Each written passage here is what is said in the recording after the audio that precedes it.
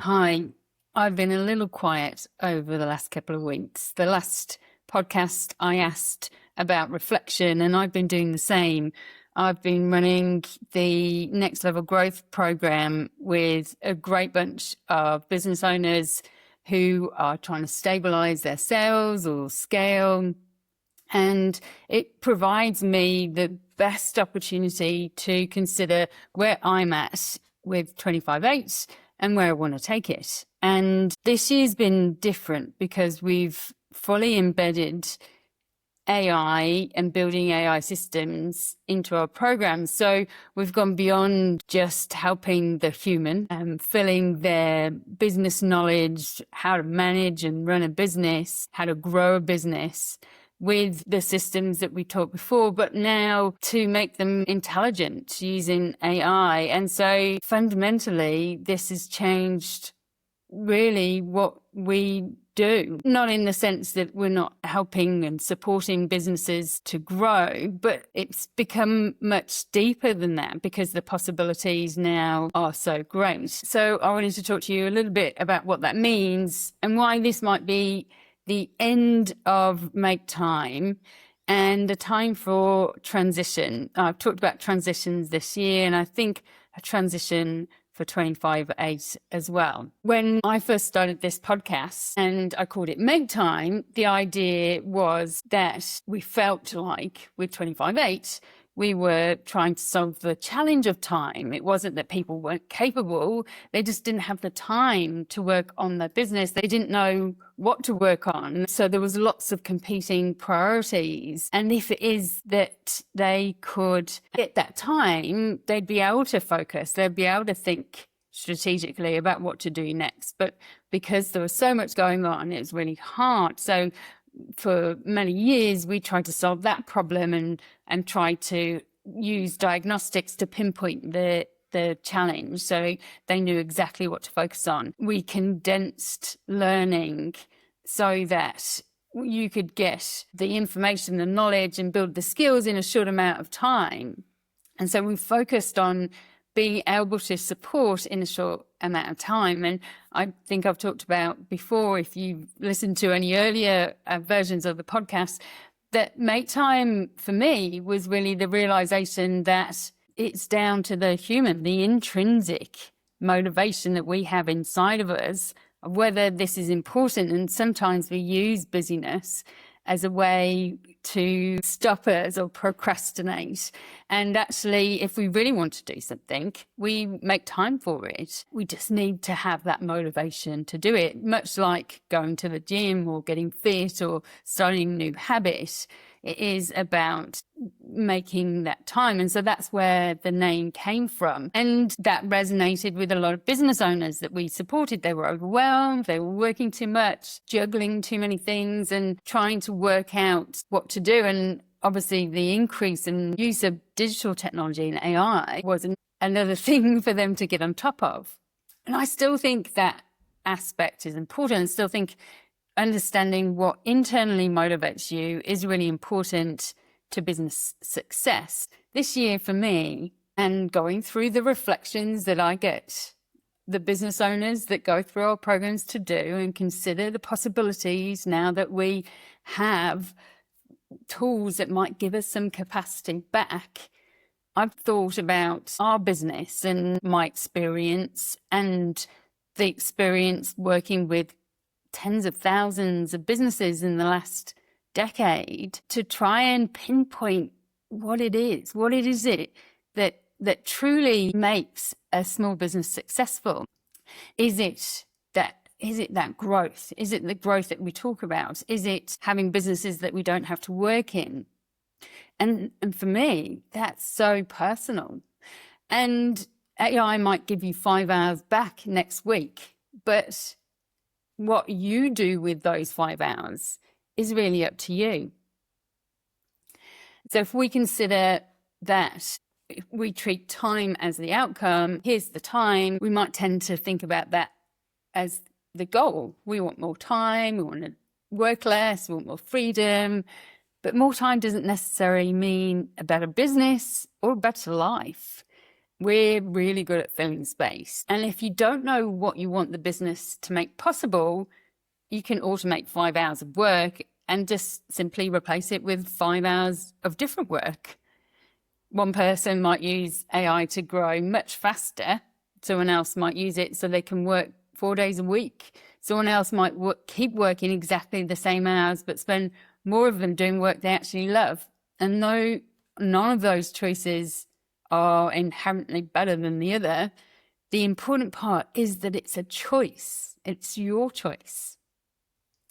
And so when it comes to that, I was thinking, what's been important to me is independence, is being independent. And we work with businesses to help them reduce their reliance on external support systems when they've got the capabilities to do it themselves. That might be on external consultants or agencies. And even more so now, tech subscriptions, when it is that you can create things within the business yourself. And so this led to a bit of a realization on what it is that we actually help people do. What does 25A actually do? It can be about time. But I think what the conclusion I came to was about building a really intentional business. And so it's that difference between a business that simply evolves around us and a business that we consciously choose how to design. Because most of the time when we start out, they're not really designed. At the beginning, we sort of get going and becomes bigger than they think it will be. And others might have a good idea, but then again, through that process, we tend to be reactive to things that happen rather than really intentional about what we want to design. Some people are really good, and they're probably the types of person that knew exactly what they wanted to be when they were 3 years old and have followed that path. But for many of us, it can be really reactive. We start with our skill or an idea, or it might even be a customer or an opportunity, and then we add things to that. We add maybe software or people, services, processes, and we respond to customers. We solve whatever problem is in front of us, and often we do many different problems. We try and solve too many things. And after 3 or 5 or 10 years, we find ourselves running a business we didn't consciously choose, or a business running us. Whereas an intentional business asks a really different question, not just how do I grow, but what am I trying to create and what kind of business will make that possible? For me, intentional doesn't mean small. It doesn't mean slow. It doesn't mean working less necessarily, unless that's what you intend to do. It definitely doesn't mean having everything perfectly planned. But it means being really conscious about what you want to create. So you might want to build a huge company, global domination. You might want to remain a team of 3. You might want to sell it eventually. You might want to work until you're 80 because you love what you do.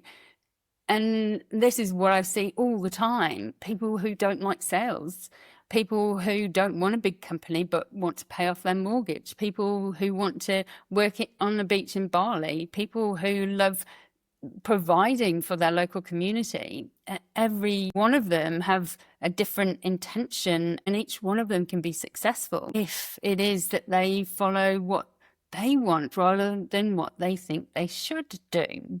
And so when we think about being intentional, it simply means that we understand what it is that we're choosing and why we're choosing that. And we're not simply just following what we think we should do or following someone else's formula on what they think is a successful business. That's the reflection work that I've been doing around what it is 25/8 does through this process, through this evolution, as we've embedded more value into our programs, as we consider how to build systems, how to build a business that works for you. And within that intentional business system, we look at all of the things that are interconnected within the business, because a marketing problem might really be a capacity problem. A tech problem might actually be a leadership problem. Pricing problem might have human confidence issues sitting underneath it. And if we keep treating them separately, we often end up solving symptoms instead of the whole system. And that's what I see constantly too, is people are trying to solve a problem that they think they have, but actually there is underlying challenges that prevent any solution working in the area they think needs to be solved, because they need those foundations first. So having a systems view of your business is essential to ensuring, like a clock, and having all the cogs working properly, that your business works for you. And those interconnected systems are important to understand, and are make them a bigger part of this podcast moving forward. So where does AI fit in? And AI will still be a big part of the conversation here. For me, we're not an AI consultancy or an AI agency as such, or AI education. AI is here to stay. There's no denying that. And businesses that are able to capture the value of AI are those that are going to succeed. But again, it needs to be intentional, and we need to have the systems and the foundations in place in order to get success from that. So AI is one of our interconnected systems. It's not the only thing that we talk about, but it is an important part of how our businesses will run. And so I'm less interested in AI as a collection of tools, and more interested in what changes about the way we can design business and the opportunities that provides us. What should we automate? What should remain human? How do we build a business brain rather than scatter knowledge across a dozen platforms? And that building of a business brain is now a core component of what our participants do in the Next Level Growth Program, and how we use technology to create more independence rather than becoming even more dependent on someone else's system or someone else's technology. And then perhaps most importantly, what do we actually want to do with the capability technology gives us? So this is the end of the Make Time podcast and the beginning of a new one. So from here, The Intentional Business is the name of the podcast, and going to explore how we actually build businesses intentionally. And we'll talk about strategy and systems, leadership, customers, capacity, AI, human behavior and potential, decision making, and everything that sits between them. Sometimes it'll be practical, sometimes I'll challenge assumptions we've probably absorbed about what a successful business is supposed to look like. And sometimes I'll be figuring things out alongside you, because I don't believe there's one perfect blueprint for business. And I'm constantly learning and reflecting based on our business and the businesses that we serve, and feeding that into our research and evidence pool, so that we can all design something that suits us and gets the results that we want, rather than what it is we've been told we should get as business owners. And so I'm not interested in giving you my operating system and telling you to copy it. I'm definitely going to share useful information about how you can set these things up, what systems you need in place. But this is tool agnostic, and it's really me questioning and providing the reflection tools for you to consider how you do this for yourself. So this helps you develop the capability and the confidence to design your business on your terms. And Make Time isn't disappearing completely, because time and capacity is still obviously fundamental parts of running a small business. And so we'll probably keep Make Time as a bit of a recurring theme around capacity and intrinsic motivation, and how that connects to a well-designed business. What I'll leave you with at the final episode of Make Time in its current form is the question: if it is that when we build this business, this system of ours that supports where we want to get to, and it creates time for us, what are we going to make that time for? And I leave you with that and say thank you for listening to this episode and the end of Make Time. And then I'll welcome you to the Intentional Business podcast, which is about designing a tech-enabled business that supports the life you actually want, not someone else's version of success. Hopefully, I'll see you in the next episode. If you'd like to come along for the journey, please remember to subscribe or join our newsletter, The Intentional Business, where we'll be sharing tips for each of those systems and how you can build your intentional business.